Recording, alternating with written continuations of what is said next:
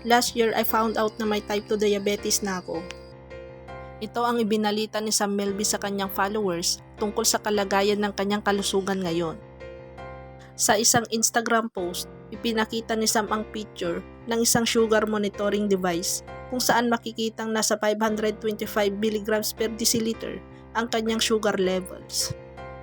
Labis itong mataas dahil kadalasan ang normal na blood sugar ay nasa 180 mg per DL lang. I've always thought of myself as a healthy person. I don't have a sweet tooth. Bihira din mag-junk food. Pero last year, I found out na may type 2 diabetes na ako. Caption ni Sam sa kanyang post. Anya, mas nakakagulat pa dahil hindi naman nagkaroon ng diabetes ang kanyang grandparents o mga magulang. May pagsisisi ring sinabi ng aktor, I just wish I got checked up earlier nung pre-diabetes pa.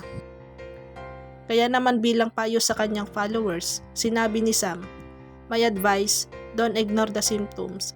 My main symptoms, always thirsty and urinating often and get checked up regularly.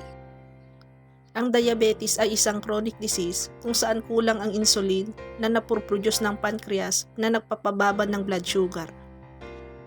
Maari rin hindi nagagamit ng katawan ang insulin ng tama. Ayon sa World Health Organization o WHO, merong 3 type ng diabetes. Ang type 1 ay ang kakulangan ng insulin na napoproduce ng katawan. Ang type 2 naman ay related sa obesity, kakulangan ng physical activity at unhealthy diet. Dahil dito, hindi nagagamit ng maayos ng katawan ang insulin na napoproduce ng katawan. Ayon pa sa WHO, 90% ng diabetes cases sa buong mundo ay type 2. Ang ikatlong type naman ng diabetes ay kilala sa tawag na gestational diabetes. Ito ay pagtaas ng blood sugar habang nagbubuntis ang isang babae. Madalas ang mga babae na may gestational diabetes ay maaring magkaroon ng type 2 diabetes.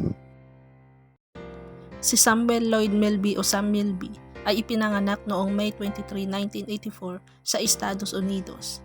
Isang Pilipino-Amerikanong aktor, modelo at recording artist.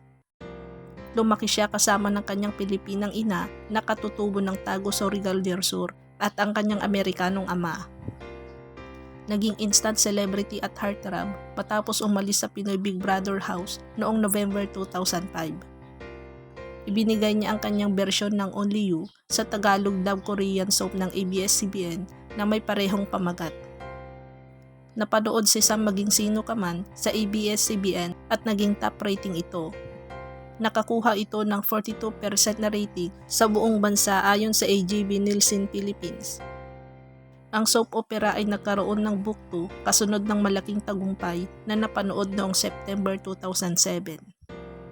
Naging bida rin siya sa blockbuster na pelikulang You Got Me kasama sina Tony Gonzaga at Sanjo Marudo. Bumida rin siya sa pelikulang My Love kasama sina Tony Gonzaga at Christine Reyes. Si Sam ay isa sa pinaka-busy at bankable talents ng ABS-CBN Star Magic.